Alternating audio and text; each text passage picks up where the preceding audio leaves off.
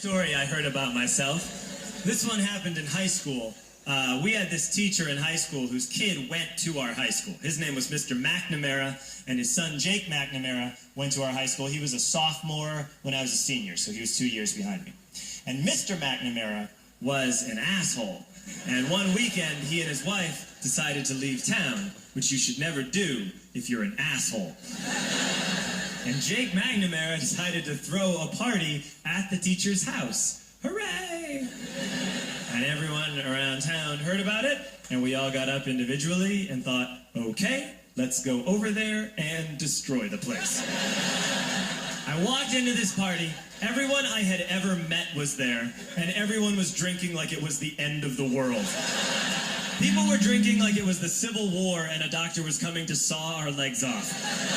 It was totally unsupervised. We were like dogs without horses. We were running wild. I walked down to the basement. They had a pool table in the basement. One dude took a running start and threw his body onto the pool table and broke it in half. Another kid found out which room was Mr. McNamara's and went upstairs and took a shit on his computer. So the party was going great. I'm standing in the basement, and I'm holding a red cup. You've seen movies. And I'm standing there, and I'm holding a red cup, and I'm starting to black out. And I guess someone said, like, something, something, police. And in a brilliant moment of word association, I yelled, fuck the police! Fuck the police! And everyone else joined in. 100 drunk white children yelling, fuck the police. With the confidence of guys who have like already been to jail and aren't afraid of it anymore. You know, that like, I'll serve my nickel, you come and take me confidence. But white children. The reason someone had said something, something police was because the police were there. So a Chicago police officer walked down the stairs and got to the bottom in the basement and looked out over a sea of drunk toddlers yelling, fuck the police, in his face. And he was almost impressed. He's like, wow. And then he leaned into his walkie-talkie and went, get the paddy wagon. And my friend John, who is now a father, this man now has a baby, he grabbed a 40, smashed it on the ground, and yelled, scatter! And everyone ran in a different direction.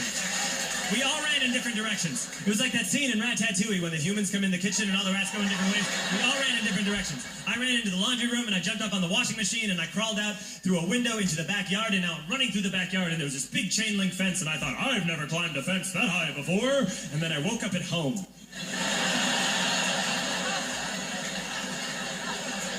On Monday, I went to school because that's what we did back then. And I'm walking into the school building, and who do I see but Jake McNamara?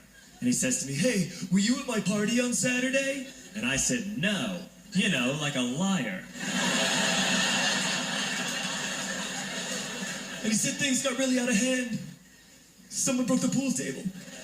Someone took a shit on my dad's computer. But the worst thing, he says, the worst thing is that someone stole these old antique photos of my grandmother, and my parents are freaking out about it.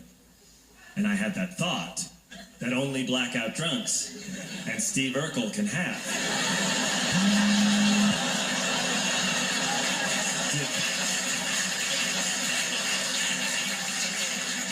Did I do that? I figured no, I wouldn't have done that. But I was never sure until 2 years later. Relax. I'm playing video games with this kid named Alex that we also went to high school with. 2 years later, we've graduated by now. We're playing video games for a couple hours. And then Alex says to me, hey, come here, I want to show you something. And he takes me into his bedroom, and then he takes me into a side room off of his bedroom. Never a good thing to have. And he shows me a tiny room that is covered wall to wall in stolen antique photos from different people's parties over the years.